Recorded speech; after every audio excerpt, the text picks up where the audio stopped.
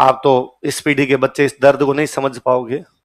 पहले गांव में घर वाले जब स्कूल में एडमिशन करवाने जाते थे ना, तो स्कूल वालों को कह के आते थे कि मार साहब आपको खुली छूट है, जो करना वो करना। और भाई साहब मास्टर जी इसका मतलब ये समझते थे कि वो एक जो डंडा जो पिछले 15 दिन से सरसों के तेल में भिगो के रखा गया है, उसका आज इस बच्चे पर प्रयोग करना है।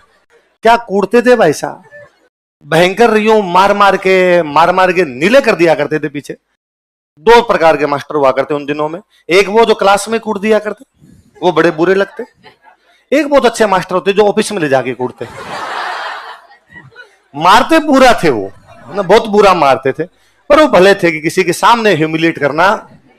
वहां ले जाके ऑफिस में तो वैसे था कि 2 आदमी टांग पकड़ेंगे, 2 हाथ पकड़ेंगे, फिर लाठीचार्ज किया जाएगा आपके ऊपर। पर वो अच्छे थे, कूट काट के पूरी तरीके से।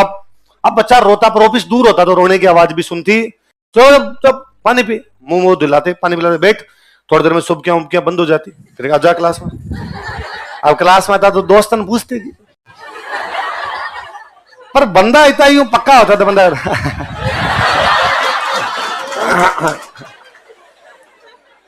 दो डंडे, और तेरे को पता है भाई के 2 डंडों से तो कोई फर्क भी।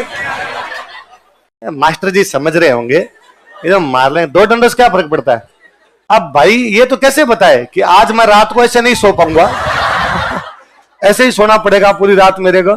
पीछे भाई साहब यूं नीला कर दिया मास्टर जी। तो पहले ये दर्द हुआ करता था जी कि घर वाले यूं छूट दे के आते और घर वालों को आगे बता देते कि मास्टर जी ने पीट दिया, तो घर वाले और पीट देते।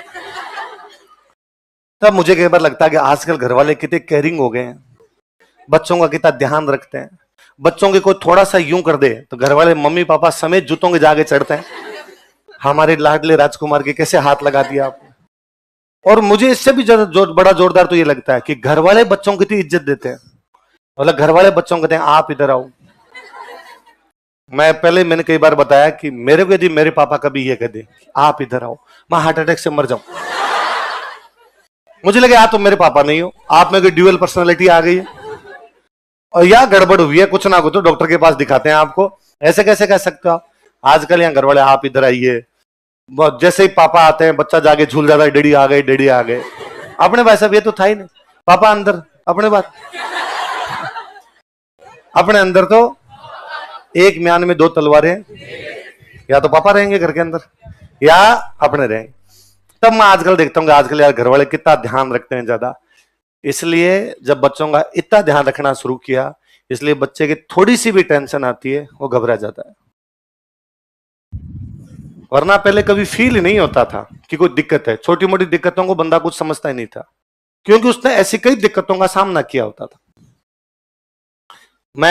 आप जब बच्चों को देखता हूं कि आपका एडमिशन करवाने के लिए घर वाले साथ आते हैं, मुझे लगता है इसने 12th की है, इसका एडमिशन करवाने के लिए घर वाले साथ आए हैं।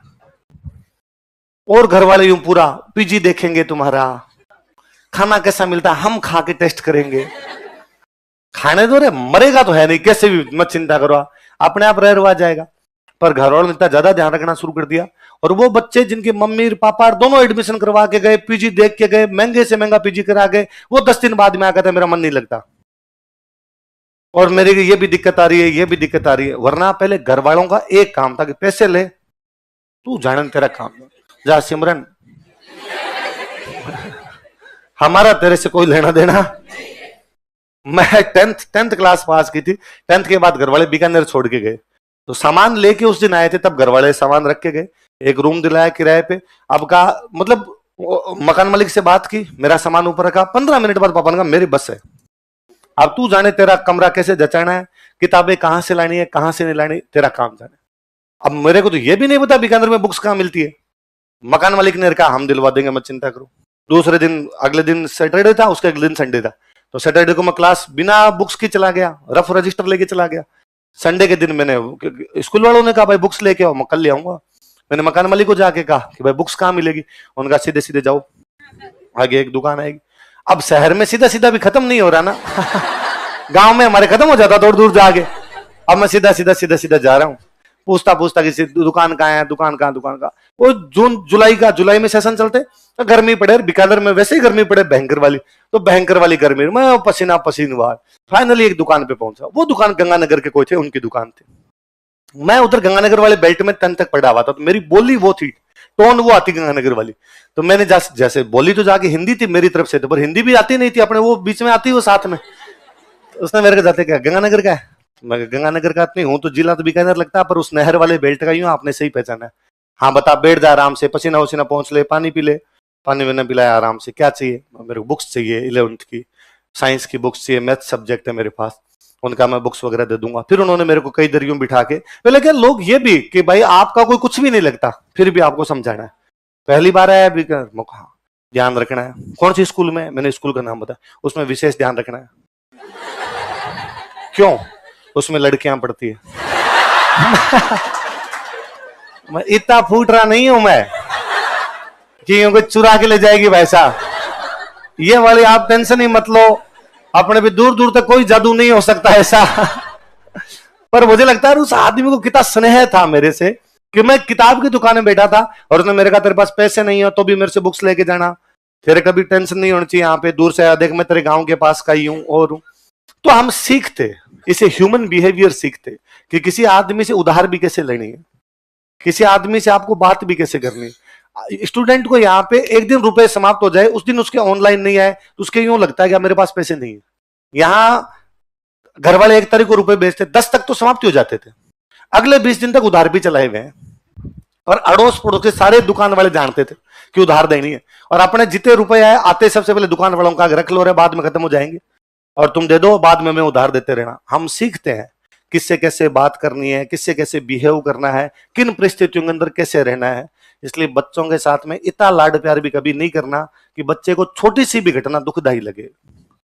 मैं कई बार सोचता हूं टाबर सुसाइड के बारे में सोच भी कैसे सकता है, वो राजस्थान का टाबर तो कैसे ही सोच सके। हम उन अलग परिस्थितियों के अंदर रहे हुए लोग हैं, हमारे मन में भी ये बात कैसे आ सकती है। एक टेस्ट में नंबर कम आने पे बच्चे कहते हैं डिप्रेशन में। अरे क्लास में टेस्ट हुआ था, इतना तो कभी लोड ही नहीं लिया यार। एग्जाम में फेल हो गए तो भी सोचते थे अगला देंगे, अगले में पास कर लेंगे, उसमें फेल हुआ अगला देंगे, उसमें पास कर लेंगे। तो क्लास टेस्ट में फेल हुआ है, इसका एक बड़ा कारण है घर वालों का ज्यादा केयर करना। इसलिए आपके घर में यदि छोटे बच्चे हो तो उनको थोड़ा थोड़ा समय समय पर, समझ गए ना मेरी बात? मैं बोल तो नहीं सकता यहां पे, अभी कोई वीडियो वायरल कर देगा, देखिए कैसे नृशंस मनुष्य हैं। छोटे बच्चों के प्रति क्या व्यवहार अपनाने के लिए कह रहे हैं, पर आप समझ गए ना, लाड करना है जी, थोड़े थोड़े दिनों में लाड करना। लाड तो समझते हो? चलो कुल मिला के उधर पूछा किसके बेटे तुम, कि जब मैं जसवंत सिंह ने पूछा किसके बेटे हो, आस्करण जी का।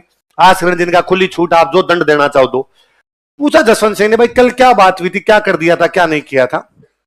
उसने दुर्गादास कहे कि इन्होंने हमारे खेत में ऊंट घुसा दिए, वो जो बंदा खड़ा वो कहे कि नहीं ये गालियां निकाल रहे थे। फाइनली जसवंत सिंह इंटेलिजेंट रह जाते, उनके समझ में आ गया कि इस लड़के गलती नहीं, अपने आदमी गलती है। तो उन्होंने बातों बातों में उनके मुंह से निकला कि अरे वो कल उस बंदे को कैसे मार दिया था।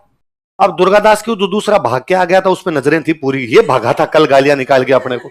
तो दुर्गादास ने भरे दरबार में अपनी तलवार निकाल के उस दूसरे वाले को मारा। लो सर रिप्ले दिखाता हूं कल कैसे मारा था। और जसवंत सिंह को लगा मेरे दरबार में मेरी आंखों के सामने मेरे बंदे को काट दिया, लड़का यार क्या नीडर लड़का है। और उनका अरे दुर्गादास कल से तुम यहां बैठोगे, आस्करण जी। उसके बाद में पूरी जिंदगी दुर्गादास किसके साथ में रहे थे? जसवंत सिंह। फिर जसवंत सिंह मरे तो अजीत सिंह को राजा बनाने के लिए कितने साल तक लड़े? देखो